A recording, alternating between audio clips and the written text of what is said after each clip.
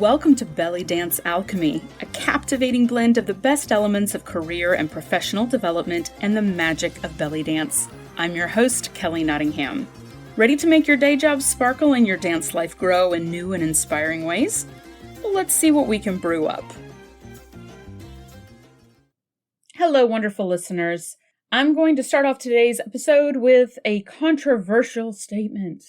Self-care is more than just scented candles. Now, before you throw your meditation cushions at me, those of you who love scented candles, I love scented candles too. I love meditation cushions. I love the idea of massages and retreats and, the types of ideas that we talk about a lot of times when we talk about self-care.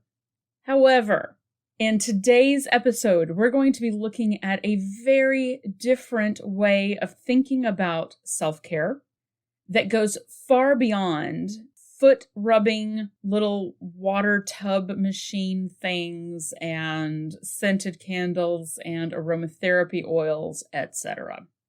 Now, if you're one of those people that doesn't have a very positive view of self-care or immediately associates it with meditation and scented candles, please listen to this episode because there is lots in here for you. So buckle in. This one should be a very interesting one. This is a topic I have been actually stewing on for a really long time because I think this is, especially right now when we're getting ready to get into the holiday season, a hot topic where we tend to think about buying things to help us take care of ourselves instead of doing the actual work that it would take to care for ourselves properly.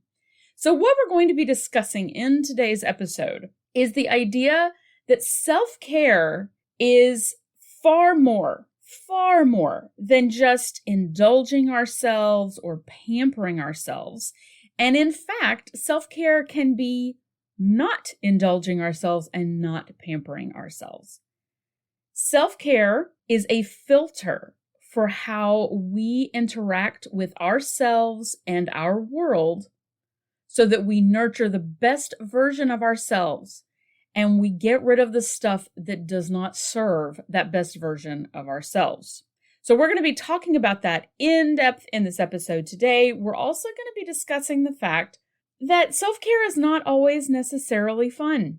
We're going to be talking about ways that we can set some boundaries and parameters so that we can create some feeling of safety and security for ourselves so that we can thrive. I'm preaching this message right now because we are getting ready to go into the holiday season of a very stressful year. This is in the beginning of December of 2020, which has been a really bizarre year for many of us. For a lot of people, we have been spending a lot more time this year thinking about self-care, what that means, what it looks like. And I think one of the biggest challenges that comes out of this question around self-care is that we tend to commodify it. We tend to look to external stuff like scented candles, like getting massages, like going to a day spa or getting a manicure or buying ourselves something, a new book, or, something that's going to make us on the outside feel that we are taking care of ourselves.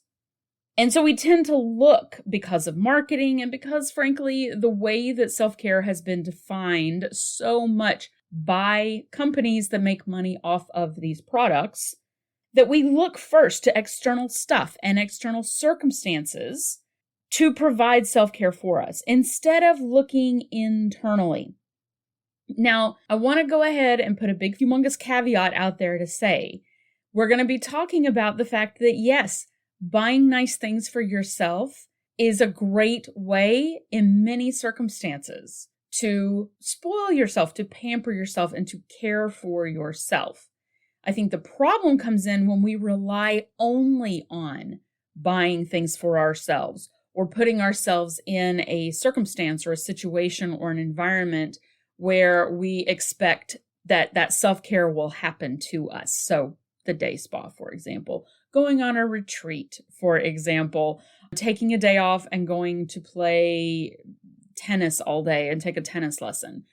Those things are not inherently wrong. And I want to make sure that I'm being very clear on that. It's just that those are only a very small piece of this larger puzzle of self-care. Now, I am a gardener.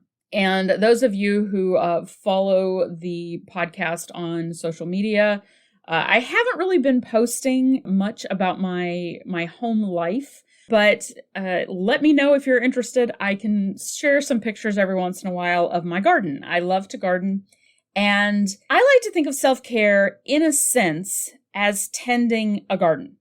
When I am planting my garden, of course, it's important to think about caring for the plants, growing the plants. I'm one of those people, I love to grow plants from seed.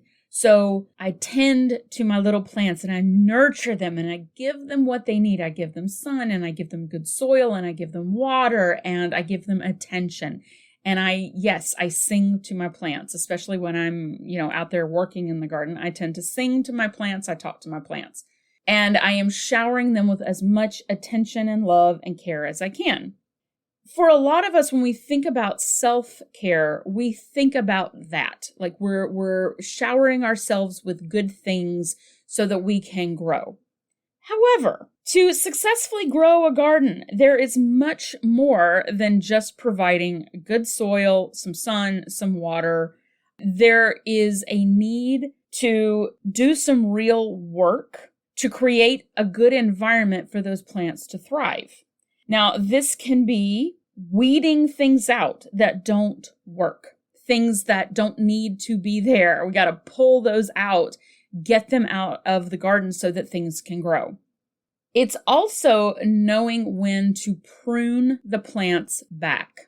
Sometimes there's a need to what we call deadhead certain plants where you pull off old blooms and you basically are taking care of the plant by actually pruning or pulling off things off of the plants, splitting the plant up as needed. Sometimes we actually have to pull out complete plants. We have to thin things out so that the ones that are there have a good opportunity to thrive and be the best tomato or the best peanut or the best turnip that they can be.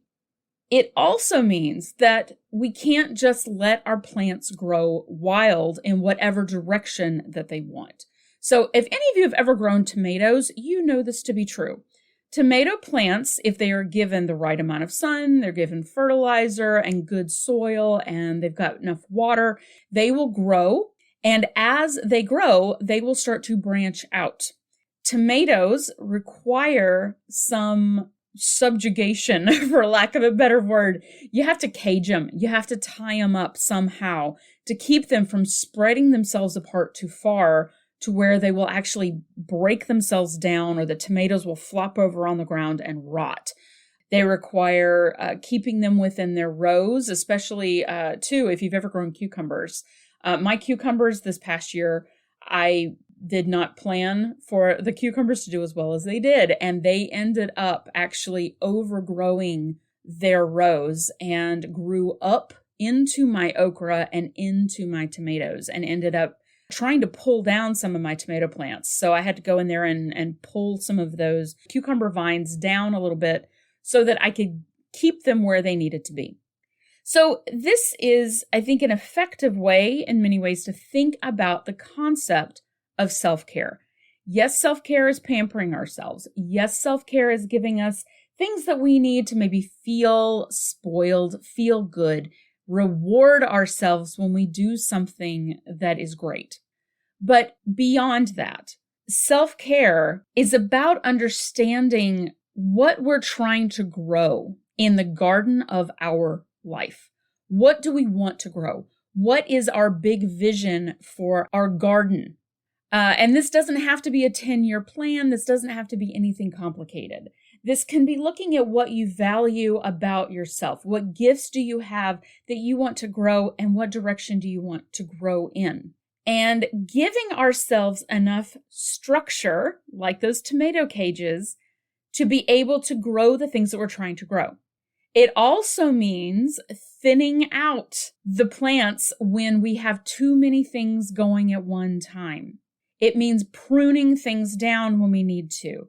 It means getting rid of stuff that is keeping our garden from thriving the way that it should.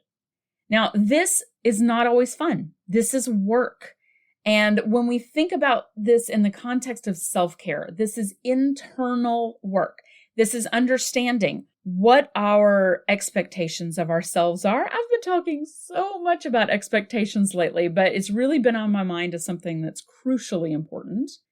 It's understanding what our boundaries for what acceptable behavior is for ourselves, to ourselves, how we're going to treat ourselves respectfully so that we can thrive, and how we are going to hold other people accountable for treating us also in a respectful way so that we can thrive. This internal work that we do of understanding where we want to grow, what our best version of ourselves is, and how can we nurture that best version of ourselves so that we can really, really thrive. That's what self-care is really all about. And when we think about self-care this way, it becomes that filter for how we view what happens to us and how we interact with others and how we interact with ourselves to give us the best opportunity to grow in the direction that we want to grow. Now, another piece of this puzzle is that self-care helps us to feel safe. It helps us to feel more secure by setting parameters for how we allow ourselves to be treated, both by others and by ourselves. Self-care is giving ourselves the authority to protect our boundaries.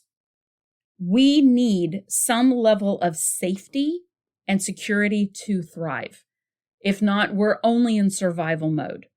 We can build a lot of that safety and security for ourselves by giving ourselves that authority to say, I'm not going to allow others to treat me in this way.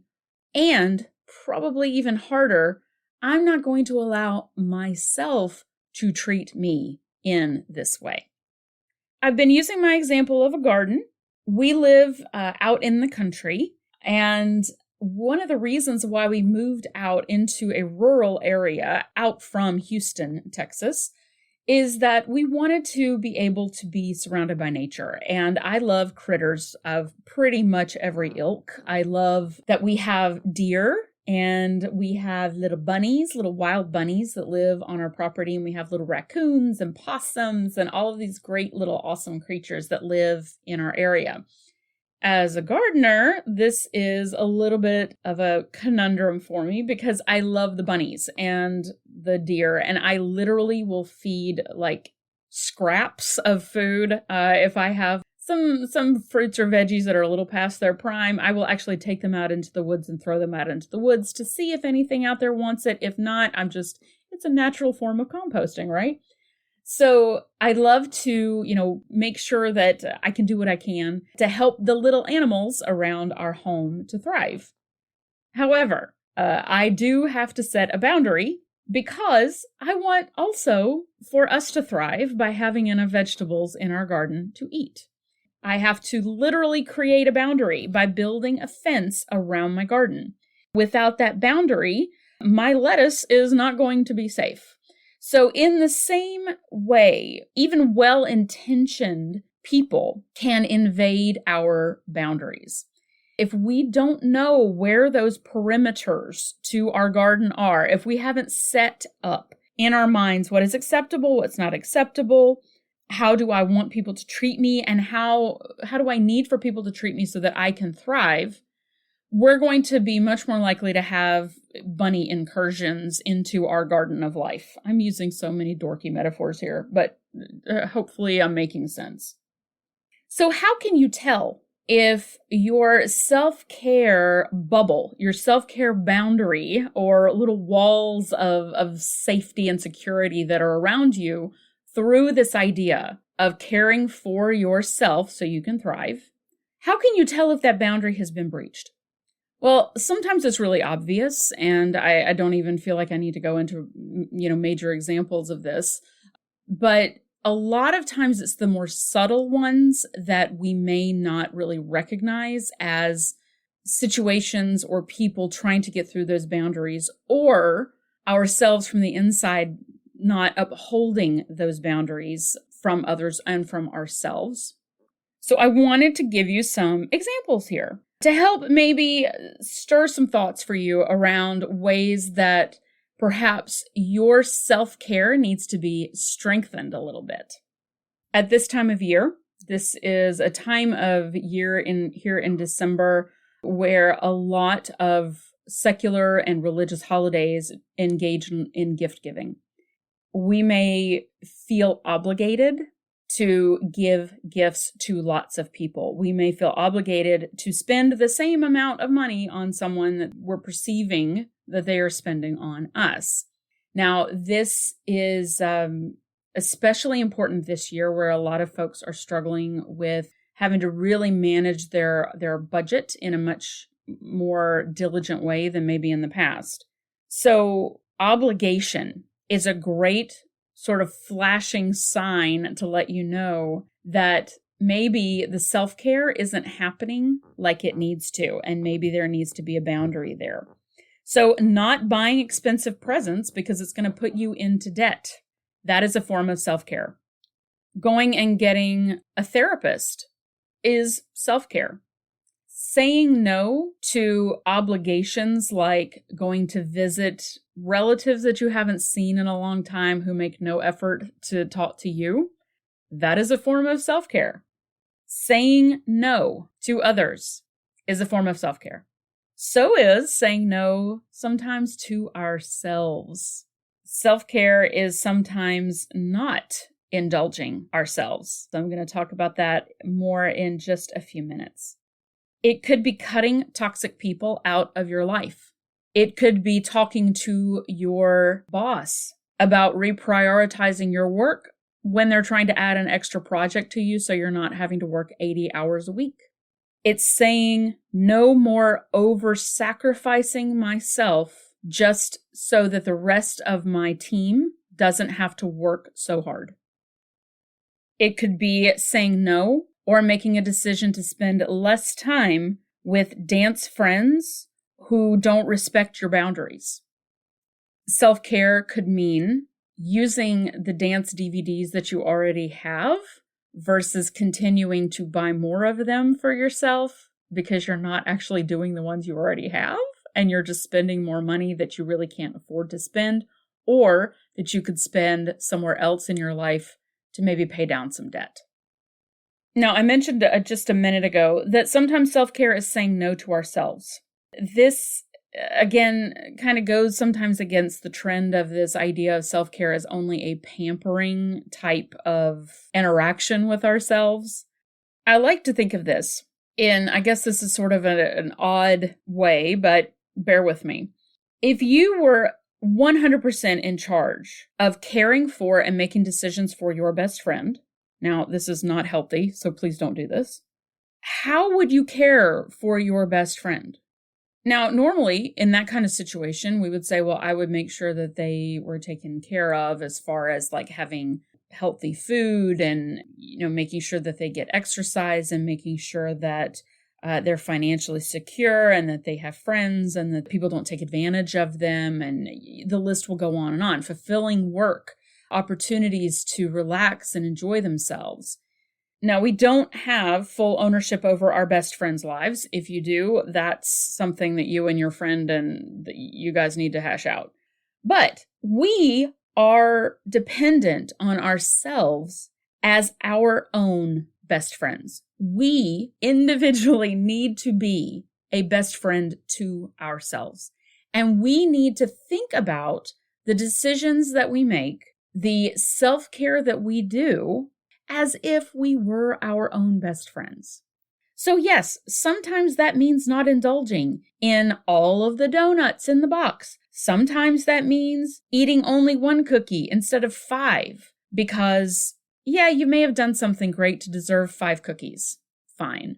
But is that going to help you achieve that best version of yourself that you want to achieve? Maybe it's not taking the over budget massage because you're going to put yourself in debt for it. So it can be not giving in to these whims of spoiling ourselves. It's caring for ourselves even when it means work. Sometimes that requires structure. It requires discipline to move toward our best interests. So one way to think about this is not just going out and going to a really fancy shop and buying some really expensive Egyptian cotton sheets. That can be one form of self-care. It's also scheduling yourself and having enough of a structure in your home life that you actually wash those sheets on a regular basis so that you have a clean place to sleep. So self-care isn't always about rewards. Self-care is being kind and being a really awesome best friend to yourself. It can be knowing what drains you and doing less of it and standing up for yourself if something drains you that you don't have to do to be that best version of yourself. It can be knowing what recharges you and doing more of that, especially when you start to feel that your internal batteries are getting really low. It can be cutting out toxic people out of your life and not beating yourself up for it. It's not beating yourself up for feeling selfish, for having boundaries, and for saying no. Self-care is following your bliss, even if nobody else gets it. Self-care is cultivating good, healthy friendships and taking the time to do that, prioritizing that even. Self-care is working on ourselves and giving ourselves some time to think, to process, maybe even to light a scented candle and to meditate, and to prioritize that for ourselves. For me, self-care is moving myself out of my chair, even when I don't feel like it. Even when I could say I want to spoil myself and just take a nap. Self-care is, yeah, sure, sometimes taking the nap, but a lot of times it's getting up and taking a walk. Self-care is reading and learning when it would be easier just to play a game on your phone. Self-care is cleaning your house, even if you would rather be doing anything other than cleaning your house, because your internal best friend deserves to have a nice, clean place to live. It means sitting down at my desk, even when sometimes I don't feel like it, because it serves my bigger internal self. It can mean scheduling your day, even if it feels a little restrictive at first.